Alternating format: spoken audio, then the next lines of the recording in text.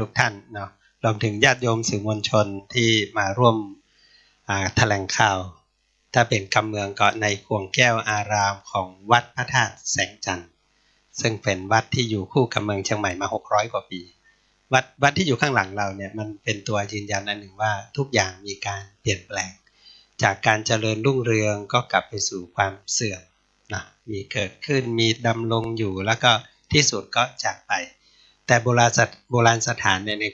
ความรู้สึกของพระอาจารย์เนี่ยเหมือนคนแก่จริงๆแล้ววันนี้เจดีย์ไม่เคยเรียกร้องอะไรเหมือนต้นไม้ที่เราเห็นเนาะไม่เคยเรียกร้องอะไรจากพวกเราแต่ว่าวันหนึ่งถ้าลูกหลานคิดได้ว่าเรามีปู่ย่าตายายของเราอยู่ตรงนี้นะกลับไปเยี่ยมท่านหน่อยไหมเนี่ยท่านก็ไม่ถามนะว่าเอาอะไรมาฝากบ้าง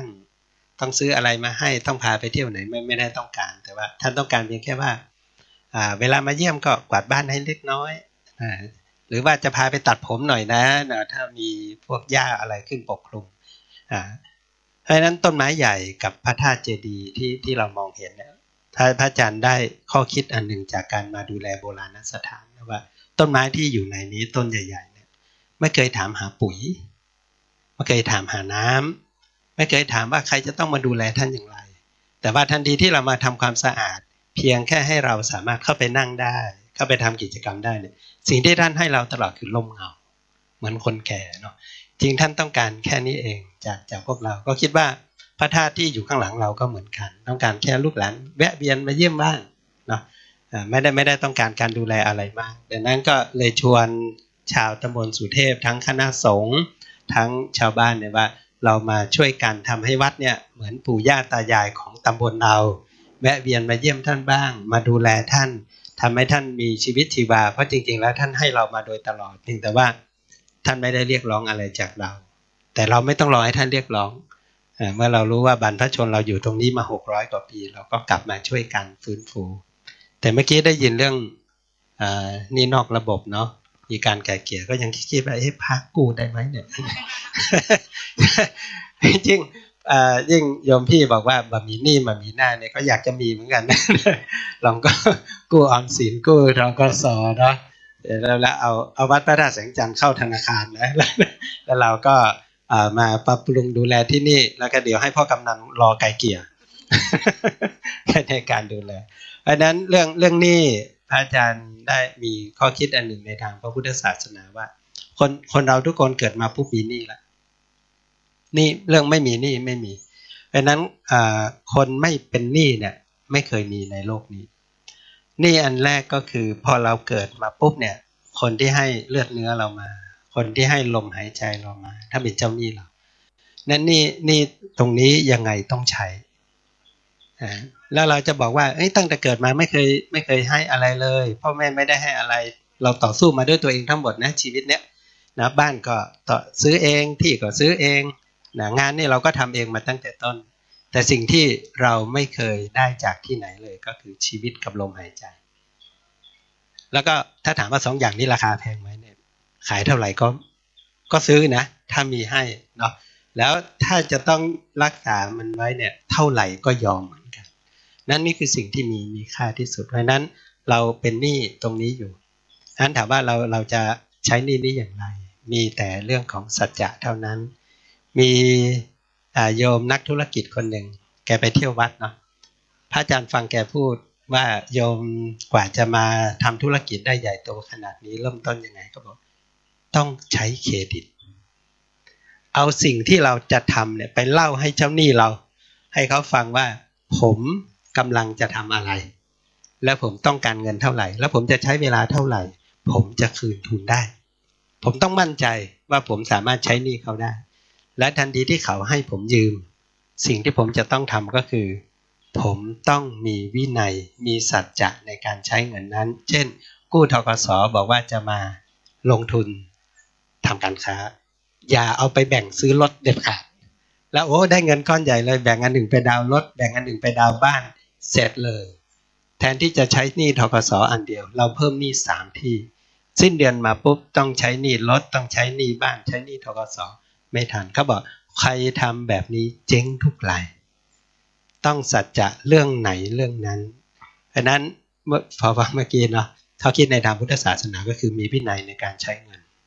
มีสัจจะในการใช้หนี้มีวินัยใช้เงินมีสัจจะในการใช้หนี้แล้วปัญหาเราน่าจะลดลงแล้วในโอกาสที่วัดพระธาตุแสงจันทร์เนาะเราจะทำบุญส่งท้ายปีเก่าต้อนรับปีใหม่ในช่วงวันที่25ถึงวันที่28อาจารย์ก็อยากให้พวกเราได้มีโอกาสมาทำบุญร่วมกันที่นี่แล้วก็มาส่งท้ายปีเก่าต้อนรับปีใหม่โดยรับพรจากหลวงปู่ทองเนาะที่เป็นพระนักเทศน์ไม่ใช่หลวงปู่ทองวัดพระธาตุสีจอมทองนะตุลุงทองเนาะเดี๋ยวจะเป็นคนละคนตุลุงทองท่านบอกว่าพรที่ดีที่สุดในการขึ้นปีใหม่คือลดหนี้เก่าเนาะลดหนี้เก่าสร้างรายได้แล้วก็ลดหนี้เก่าถ้าสามารถทำอย่างนี้ได้เราจะเป็นคนที่มีความสุขแต่ถ้าเราไม่สามารถลดหนี้เก่าแล้วก็ยังสร้างหนี้ใหม่ทำยังไงก็ยากจนนะแต่ถ้าเราสามารถที่เพิ่มรายได้แล้วก็ลดหนี้เก่าแล้วก็เพิ่มรายได้ก็จะทำให้เราสามารถพ้นจากการเป็นหนี้เป็นสินเพราะฉะนั้นวันนี้เราได้มาที่ขวงพระธาตุแสงจันทร์เรามาฟื้นฟูจิตวิญญาณของบรรพชนเนาะพระอาจารย์ก็ขออาราธนาเอาบารมีธรรมของบรรพบุรุษบรรพชนที่ปกป้องบ้านเมืองเรามาด้วยดีมาโดยตลอดมาพิบาลปกป้องคุ้มครองญาติโยมท่านสาธุชนทุกท่านให้พ้นจากภัยให้ไกลจากเวรข้อหามยามร้ายอย่าได้มาเบียดเบียนบีทาตั้งแต่บัดนี้เป็นต้นไปหน้าฮิก็ขอฮื้อปันมาหาก็ขอฮื้อปันได้สะดวกและดูตั้งกินสะดวกดูตั้งใจสะดวกในการเก็บหอมไว้และสะดวกในการได้แจกจ่ายแบ่งปันเป็นทานสัจจะอธิษฐานสิ่งใดก็ขอได้สำเร็จสมปรารถนาเหมือนกันทุกท่านทุกคนเถิดกราบนมัสการพระคุณเจ้าดร.พระมหาสง่านะเจ้าในลำดับนี้ค่ะมาถึงช่วงท้ายของการแถลงข่าวสื่อมวลชนจังหวัดเชียงใหม่ครั้งที่6นะคะโดยต้องกราบขอบพระคุณนะคะเจ้าของสถานที่แห่งนี้นะคะศูนย์ศึกษาธรรมชาติเชิงดอยสุเทพหมู่ที่10ตำบลสุเทพอำเภอเมืองจังหวัดเชียงใหม่กราบนมัสการพระครูธีระสุตพจน์ดร.พระมหาสง่านะคะแล้วก็ผู้ที่แถลงข่าวทุกท่านทุกหน่วยงานนะคะแล้วก็พ่อหลวงด้วยนะคะกำนันผู้นำชุมชนนะคะแล้วก็ภาคส่วนภาคีเครือข่ายชุมชนตำบลสุเทพรวมถึงท่านสื่อมวลชนด้วยนะคะในลำดับในช่วงท้ายก็ขอเรียนเชิญถ่ายภาพเป็นที่ระลึกนะคะทั้งผู้ที่ได้แถลงข่าวไปแล้วก่อนหน้านี้นะคะในส่วนของการจัดงานประเพณีเพ็ญเดือน3ล้านนาบูชาพระธาตุแสงจันทร์ค่ะผู้ช่วยศาสตราจารย์ดร.สุทธิการทิพยเกษรนะคะแล้วก็ผู้ช่วยศาสตราจารย์ดร.นัทติมีทองดีค่ะได้ถ่ายภาพร่วมกันนะคะรวมถึงนะคะในส่วนของเภสัชศาสตร์มช.นะคะแล้วก็ท่านที่อยู่ในที่นี้นะคะถ่ายภาพเป็นที่ระลึกร่วมกันนะคะก่อนที่จะปิดท้ายในช่วงท้ายของการแถลงข่าวสื่อมวลชนจังหวัดเชียงใหม่ในวันนี้ค่ะขอบคุณท่านสื่อมวลชนนะคะที่ได้ติดตามรับชมการแถลงข่าวผ่านทาง Facebook Fanpage PR เชียงใหม่นะคะแล้วก็สื่อมวลชนทุกท่านนะคะที่มาร่วมแถลงข่าวณ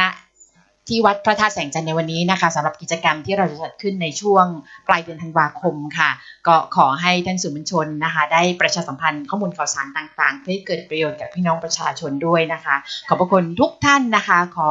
ยุติการแถลงข่าวด้วยเวลาเพียงเท่านี้ค่ะดิฉันสุชยามหาอินทร์ผู้ช่วยประชาสัมพันธ์จังหวัดเชียงใหม่อำนวยการแถลงข่าวโดยท่านศศิธรสุขเจริญค่ะท่านประชาสัมพันธ์จังหวัดเชียงใหม่นะคะแล้วก็ขอบพระคุณท่านผู้มีเกียรติทุกท่านค่ะลาไปก่อนขอบคุณและสวัสดีค่ะ